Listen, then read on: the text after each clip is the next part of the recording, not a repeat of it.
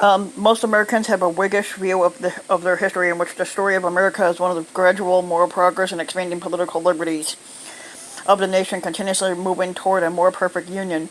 It's a vision that former President Barack Obama, evoked in his 2015 speech on the 50th anniversary of what he referred to as Bloody Sunday in Selma, Alabama, even as he tied it to work and struggle. 239 years after this nation's founding, our union is not yet perfect, he said, but we're getting closer. Well, it's not going to get any perfect with 45 squatting in the White House. But there's an alternative narrative in which progress is the exception, not the rule, where it comes at a great cost and its full promise is dashed by reaction and backlash. This history is one of flawed institutions and limited democracy of a slaveholders' republic that lasted a little under 3 generations before it collapsed into a civil war, of redemption after construction of the Jim Crow autocracy in the midst of widening white prosperity. He said, I have been thinking about this story of the country's history in the context of impeachment. On Wednesday, the Senate voted to acquit 45 of charges levied by the House of Representatives of abuse of power and obstruction of Congress. It's not that the case wasn't strong. Several 45 allies, like Senator Lamar Alexander of Tennessee, fucking dumbass, acknowledged the squatters' wrongdoing, but wouldn't go against them, and corroborating revelations from John Bolton, 45's former national security advisor, only strengthened the argument against the squatter. In the end, however, just one Republican, Mitt Romney of Utah, voted with Democrats to remove 45 from office for abuse of power.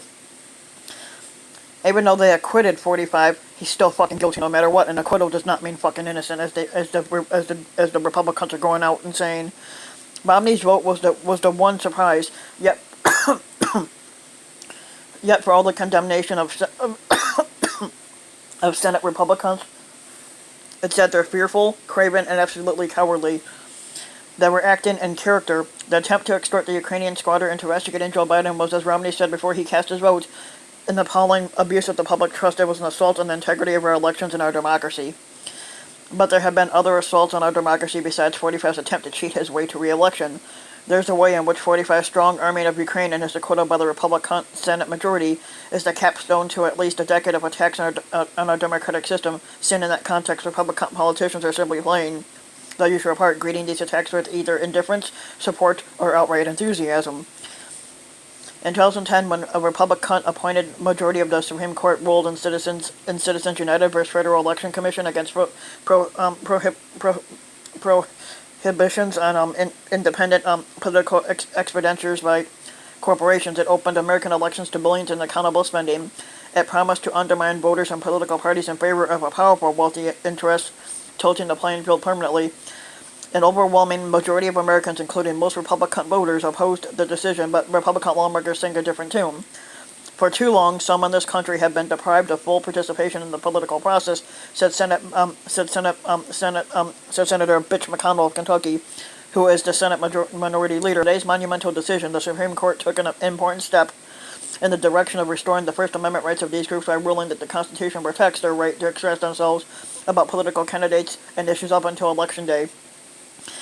Michael Steele, at that time the chairman of the Republican National Committee, agreed. Today's decision by the Supreme Court in Citizens United versus FEC serves as an affirmation of the constitutional rights provided to Americans under the First Amendment. If Republicans in Washington were enthusiastic about Citizens United, they were silent in 2013 at the Supreme Court's decision in Shelby County versus Holder, where that same Republican-appointed majority gutted a critical section of the 1965 Voting Rights Act, clearing the way for new restrictions on voting.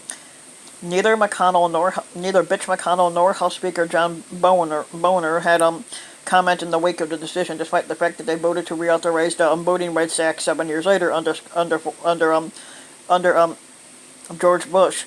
Boehner had even called it an effective tool in protecting a right that is fundamental to our democracy. In 2015, he would effectively kill a House bill to restore the Voting Rights Act to its former strength.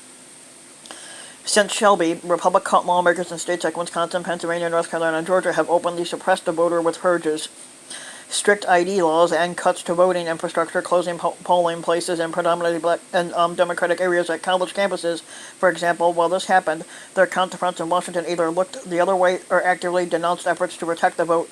The recent Democratic House bill to combat corruption and strengthen voting rights was, Mitch McConnell wrote in the Washington Post, a naked attempt to change the rules of American politics to benefit one party.